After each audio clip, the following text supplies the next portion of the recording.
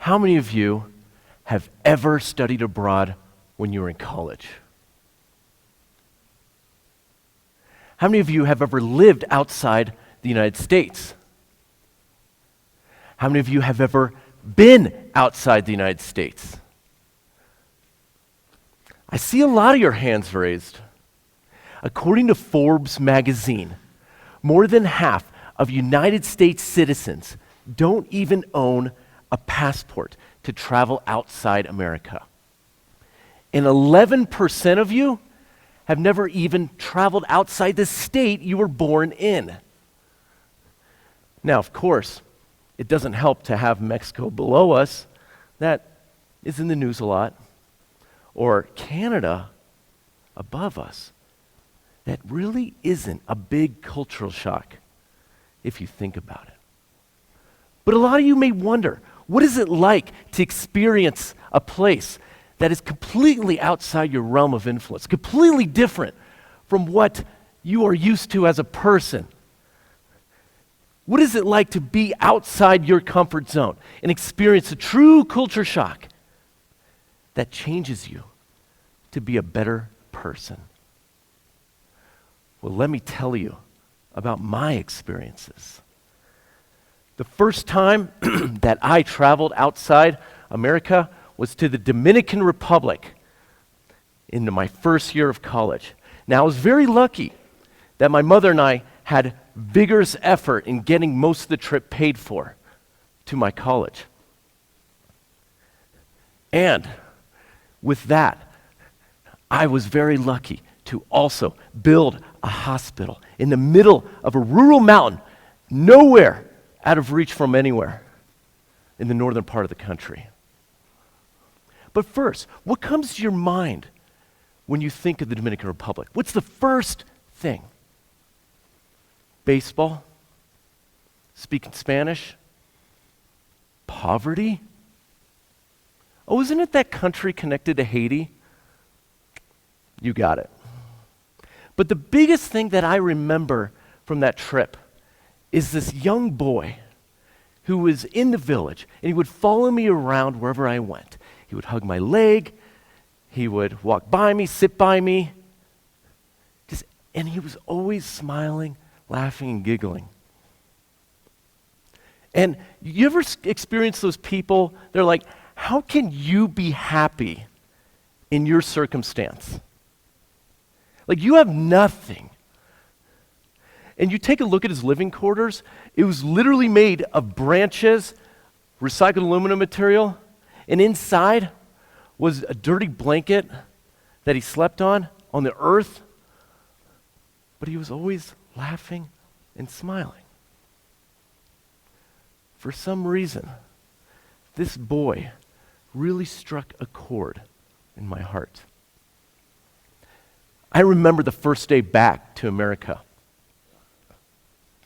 I remember it so vividly because my sister, when I went into my house, my own house, my nice bed, the kitchen where I could cook wherever I wanted, I borrowed my sister's hairbrush from her room. Literally within 30 seconds, she's like this. Where is my hairbrush? I know you have it. And I look at her like I'm about to lecture a small kid. What is wrong with you? There are people in this world who would love to even look at a hairbrush, let alone have one. How can you be so selfish? Now, some of you, if you were in my sister's situation, you'd probably be like, okay, borrow it longer, I guess. But what it taught me was I was beginning to be grateful for all the little things that I had in my life. This kid was changing me by coming back to America and sharing my experiences in different ways. And I was beginning to be a more connected American. Now, did I see baseball games in the DR? Yeah. Did I see people speaking Spanish? Yeah, I even improved mine. But did I see poverty? I not only saw poverty, but I saw people grateful and appreciative for every little item that they had in their lives. And it changed me when I came back to be connected with more of the world. Now, the next trip that I went on, 2 years later, I studied abroad in France. I went to Europe. Now, I was very lucky that my grandmother and I started a savings bond when I was young, that by the time the compound interest grew, I cashed in $6,700 junior year of college. What a great idea to save in advance. Now, but let's talk about France. What comes to your mind when you think of France? Couples who take selfies at the Eiffel Tower? Men wearing beret hats? Snobs? Well, during a trip to Western France, I rented a bicycle to ride along the beaches of Normandy. Now, I'm a big history guy, so I had to see the D-Day beaches of World War II. But during the journey, I got really dehydrated, and I really needed water. And there was no convenience store nearby to get anything. Desperate, I saw an old lady watering her garden. And in the best French accent that I could have, I went up to her and I'm like, excuse me, water? She looks at me like this. Water? L'eau. That's what water means in French. Just because I improved my Spanish in the DR did not mean I improved my French in France. She brought out this gigantic bottle of water. I didn't even know they made water bottles that big. And I was like downing it. And she doesn't speak a word of English. I apparently don't speak a word of French. But we're like connecting, man. We're like friends. And while we're talking, there's a couple, a man and a woman on their bikes, who also come and park their bikes right next to us. In their broken English, I find out that the woman is the daughter of that older lady. And I'm like, cool, I got more friends here. Friends. And so the four of us are just chatting away, talking, trying the best to communicate with each other. And then during the course of the conversation, they ask me that, hey, my grandma or my mom wants to show you something in the house in her basement real quick. And I'm thinking, all right, I'm in a foreign country. I have no safety or security around me for thousands of miles. And I'm like, yeah, what do you want to show me? And so I'm going down to the basement, and no, it's not what happened, but nearly half of their basement is covered in authentic World War II U.S. military weaponry, bullets, ammunition, uniforms. I'm like in history heaven right now. And I'm like, how did you get all this stuff? And they told me that when that old lady was a young girl, the Americans, as they were coming through the D-Day beaches into their house, they stayed the night, and in return, they gave them all this stuff in protection against the Nazis during World War II. And I'm like, all right, I got to get something from this. Okay, I'm a little greedy. Can I have the helmet? No, and please no. Please no.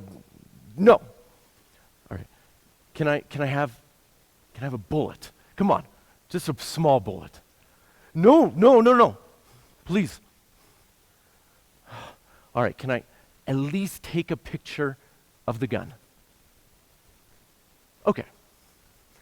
So I get this picture, this awesome picture with them in their basement. And for the next hour, we're just chatting away and just having the best time. Keep in mind, they don't speak English, I don't speak French, but we're like family. I remember when I went back to my college in America and told my friends about it, the only thing they reacted is, Jonathan, go get me some water right now. But what the point is that they missed is that I connected with that old lady and her family. I made a bond that language cannot come to. I developed something in me that is like, wow, this is just another person like me. Now, did I see couples at the Eiffel Tower taking selfies? Maybe a couple. More like large tour groups. Did I see men wear beret hats? Actually, none. Did I see snobs?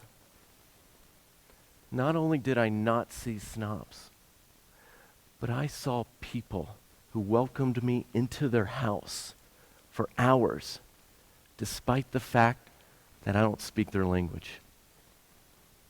And that made me more connected with them. And I got a pretty cool picture out of it. And then after college, I decided to go to the Middle East to be a teacher and a speaker for 10 years. There we go. And that was where I met my wife, who is from India. But first of all, what comes to your mind when you think of the Middle East? Come on, guys, what's the first thing? Terrorism. Camels. Women with no rights.